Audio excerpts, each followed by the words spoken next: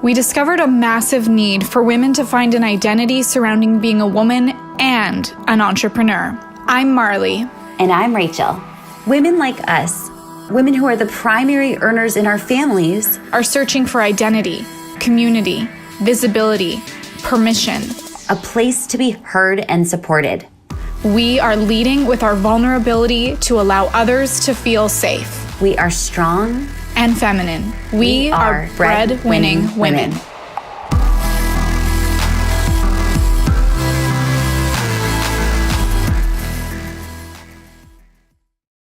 Hi guys. Hey.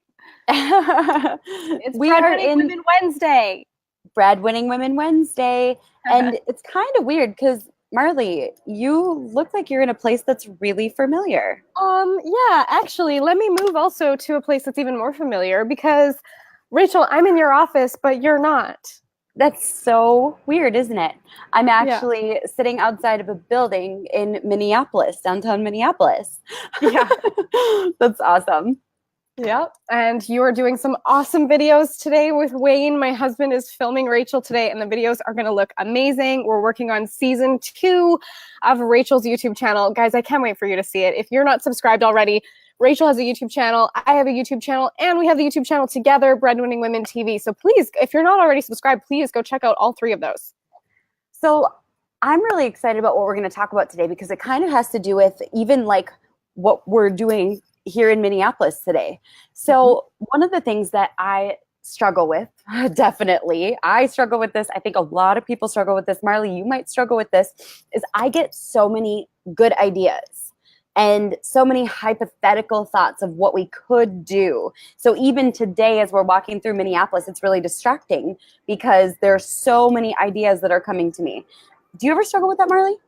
Yeah, and also, like, how do I implement all of those ideas, have the right people in place? Because something that we've talked about before is being a visionary and also having that integrator role to help you with it. Because with you and I, we are that kind of way that we get these ideas and they float in and we might be working on something else. And our personality, I think, before we were able to build a team was we'd have all these like half-finished kind of projects or half thought out ideas and that like dull ache of I need to do this, but not knowing how to prioritize or how to systemize.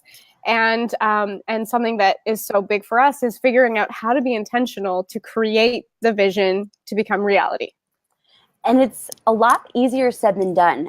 If you're watching this live with us, is that a spider? I think there's a spider sitting right next to me. I'm literally sitting outside. Okay, I feel like I might.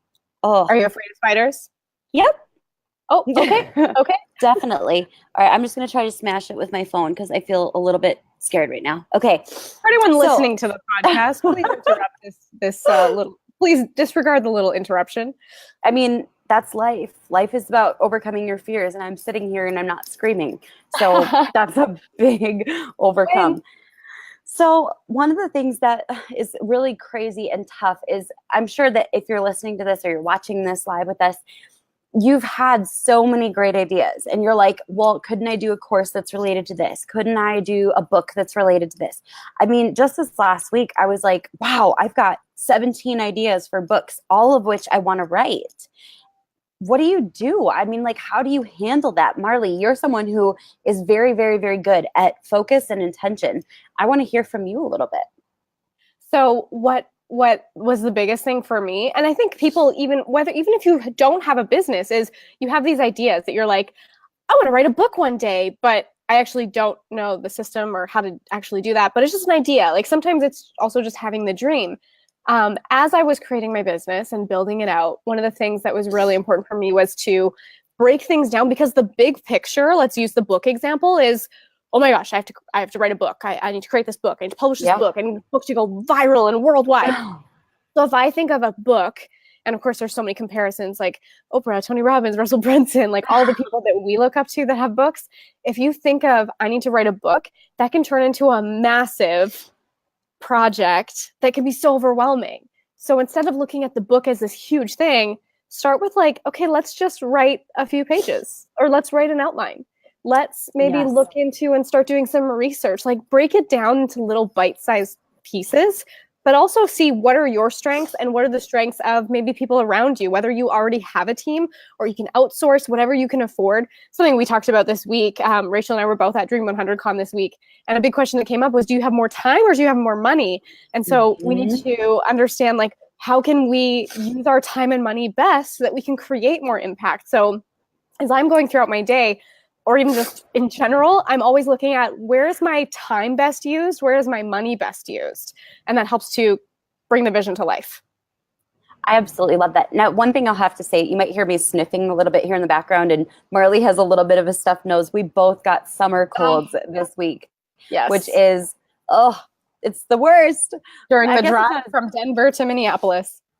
Yep, we were all stuck in an RV together, so germs spread fast. It was crazy. How many people did we have in that RV? Was there 5 adults and 3 kids, or was it 6 adults and 3 kids? 6 adults and 3 kids in a normal-sized RV, not even an A class or Class A. And yes, we vlogged it.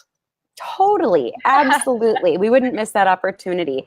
Now, one of the things that was a really huge aha for me, because I think sometimes we look at the people that we look up to, at least I know this was my experience in the beginning, and I'd feel like I am such a failure compared to them, in that they have these massive businesses that they're running, and yet they're still able to write books or launch something new or something along these lines. And I remember this was probably about a year ago right now. And I went to a dinner with Gary Vaynerchuk in New York, and he said, I didn't write my own books. I have ghostwriters. He's like, I run $100 million company. You think I have time to write a book? And that was super helpful for me, because sometimes I think we assume we have to do it all. So if you find yourself in a place where you have more money than time and you need your time back, don't take on more projects. Bring people in to support you. This is something that I'm going through right now, and it's hard, but it's very, very freeing. That was something that was really eye-opening to me, to realize, oh, you can have ghostwriters, you can outsource, you can do these things. It doesn't have to be yourself. And then there's a lot of people, I'm pretty sure that there will be a lot of objections here. No, I have to do it myself. No one else will do it the way that I can. And here's something that Alex Sharfin says, and I completely agree with, is, I'm sorry, listen close. You're not that special. And that might sound so shocking. You're not that special. I'm not that special. There's nothing that I do that no one else in the world can do. Of course, you're your own unique, special personality, that you have your own magic special sauce, whatever. But there is absolutely everything can be processed, can be taught, can be outsourced, that you can overlook, that you can see, that you can put the vision into and help to create, so that it still is your vision, but you didn't have to do it all yourself, because you also, like we just said, have your own unique special gifts that your time can be spread. Imagine if Tony Robbins, when he started his business, like he was a coach, he was a consultant. Imagine if he still only did one-on-one services, that he just had someone in his office and consulted them for an hour, and he only traded his hour for dollars and only could see up to like 5 to 8 people every single day. He would not be able to impact all the hundreds of thousands of millions of people that he impacts every single day by getting up on a stage and filling stadiums. So can you imagine the people you'd be doing a disservice to if you think that you're so special that only you can do the thing that you think that you can do? The other way to think about it as well is that if your intention is to serve as many people as possible, then there's a chance you might need to bring special teams in order to bring ideas to life. And as much as we all want to do it ourselves, you have to almost think, do I need to see this through? Or is my intention that this is out there in the world? Not necessarily that I'm doing it myself. And so the biggest thing that I like to focus on is, what is my intention? Is my intention that this reaches the people it needs to reach? Because if that's the case, I might have to let go of my idea of perfection. I might have to let go of my idea that I'm the one that does it all. And that's kind of tough sometimes, to be like, am I going to trust that my team is going to see it through the way that I hope it would be? Or a new set of freelancers. You know, it can be overwhelming. But the reality is, as I delegate more and realize that in order for me to fulfill these massive intentions, I need to let go of my idea of myself completing things completely. Something else that came up at the event we were at this weekend was Warren Buffett. Warren Buffett is 87 years old, I think we heard. And of course, he makes millions and millions and freaking millions of dollars a year. And we learned about him that he reads for, guess how many hours he reads for every single day?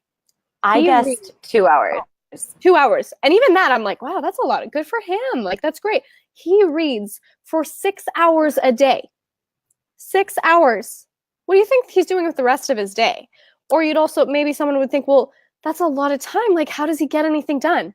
He has a core team of 30 people who manage thousands of people and departments that make $400 million a week. And here's Warren Buffett that he's reading for 6 hours a day. And I'm sure in his other time, he's doing his meetings or management or overseeing, because, I mean, obviously that $400 million a week has to get made somehow, but the person at the top gets to be the visionary. And in that reading, he's studying, he's learning, and he's passing that down to his team so that they can implement that vision, so he can reach more people, so he can make a bigger impact, and obviously more money. I love it. I think I can hear your husband talking from all the way up in an alleyway, up a flight of stairs. I'm like, I think I hear Wayne. I love this. And I think one of the biggest things that we need to recognize is that intention ultimately outweighs ideas, even our ideas of perfection. I think, Marley, you might be frozen. It might be me. Who knows, right? But either way, we're going to go ahead and say this has been an amazing episode of Breadwinning Women TV. We love seeing you guys on Wednesdays. Feel free to leave a comment if you're watching the replay. If you're watching us on our podcast, listening to us on our podcast, be sure to leave a review and subscribe so you don't miss any other episodes. And we'll catch you on the next episode of Breadwinning Women TV. Bye, guys.